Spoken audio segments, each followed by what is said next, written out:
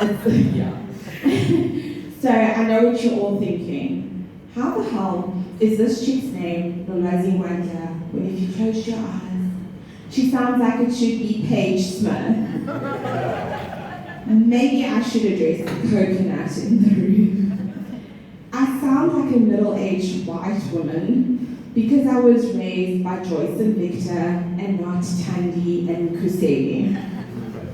So I was adopted as a toddler by my parents, and they raised me as though I were no different to them. So white. Actually, I'm talking a Klopkak. Joyce and Victor are the Christian names of my very black parents.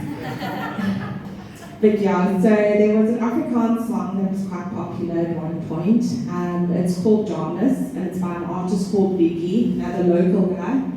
I'm sure you all know it, but if you don't, the chorus goes, Dames, sê my wat jou naam is, my naam is Adrianus, en neighbors gaan dit weet as ek met jou klaar is. And my first thought was, I'm all for interracial relationships, but gosh, it must be so unsexy saying an Afrikaans man's name in bed. I mean, I'm sure there are nice Afrikaans names. What is the Afrikaans equivalent of Sia, or Sipo, or Tsepo? I mean, think about it, Adrianus, and it's not the only example I've thought of. Other examples are, oh, Rickus, or Woo, Rado, or Errol. Okay, at this point I'm just listing Sierra and Delon characters' names, but you get the point I'm trying to make. But also, what do I know? I am still a virgin, after all. It's weird when you're a guy, but it's interesting when you're a girl. So, video's old and I haven't had sex. I mean, I've got to do something to make my dad proud of me, right? Because I'm definitely getting embarrassed even at this stage. It's not a conscious decision or religious one. I just haven't met someone who sets my crotch on fire. Because that's how it works, right? Or at least that's what a friend told me. You get a fiery crotch and you spread it around from person to person. You guys are so cool about it. You know, I've had some super creepy responses in the past. I'm usually open with the guys that I date about still having my V card. And the response I usually get is, I hope you'll let me have the honor of giving it to you. Giving me what? It sounds like he wants to give me an STD, and that is not what I signed up for, thanks. The last guy I was in the talking stages would say, if he were to ever get married, he would not believe in divorce. Which got me thinking that I should have a hitman's number in my contacts list, just in case. Gives a whole new meaning to till dates do us part, eh? But yeah, I feel my time being able to tell that joke is limited. My best friend absolutely lost it when I said to her, I'm probably going to have to drop the joke once I eventually speak with someone. And she sent me a WhatsApp in all caps that said, don't you dare stay a virgin just for a comedy set. She clearly doesn't know how committed I am to my craft. But yeah, so the other day I was on my way to a meeting and I saw this man holding a baby, and he was bringing his baby up to another baby who was behind the gate being held by his or her mother. Now, tell me why I at first thought that that baby that was being held up to the gate was a dog. I will tell you why.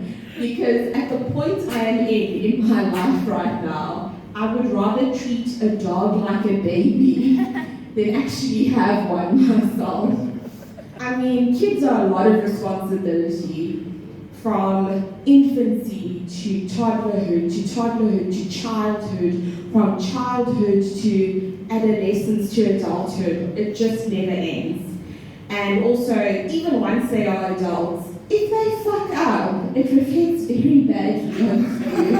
as their parent, it would probably be a case of, oh, isn't that Nolwazi's child?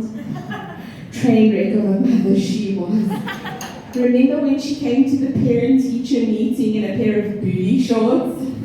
Like, Susan, it's called character building moments. I want my child to be a comedian like me and not a doctor. That requires some traumatic experiences.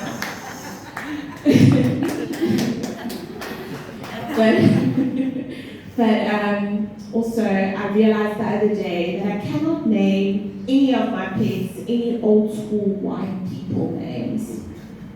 Like, I just want a dog called Stanley and a cat called Sheila, but it's like two of my uncle's second names on both sides of my family, and my dad's favorite sister's second name. I'm pretty sure I would be applying to be disowned if I followed through with any of that. But yeah, so I've had many jobs in my life, and one of them was being a student, well, not a student, a teacher's assistant to a daycare. So my favorite group to work with were the 3 to 4 year olds. And they were the greatest, they were such fun. But the problem was, you had to decide, were you going to be no nonsense, or were you going to be their friend? Because once they spotted any sign of fear or weakness, they pounced. They were like sharks smelling blood. So the one girl couldn't say my nickname. She kept calling me Nongi, and my nickname is just Noli, which honestly, Nongi is harder to say than Noli. Her friend announced a few days later that Noli is an ugly name. So the next time I see Sunette and Yana, I will be telling them my full name, which is Nolwazi, and we'll see if they can pronounce that. Thank you so much for being Nolwazi.